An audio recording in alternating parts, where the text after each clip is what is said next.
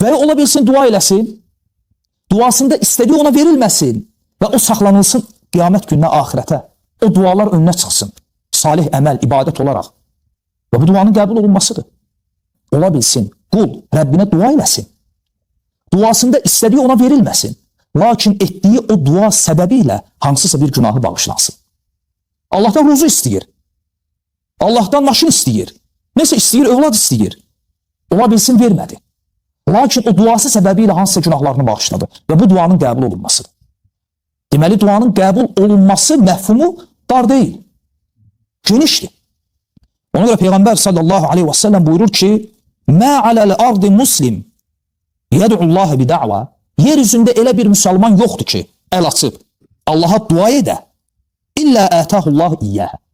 Və duasında istədiyini Allah ona verməsin. Dua eləyir və Allah ona istədiyini ona nə edir? Verir. Bu bir. Av sarafa anhu minəs-su mifləhə. Yaxud ona gələ biləcək bir pisliyi o dua səbəbi ilə ondan dəf edir.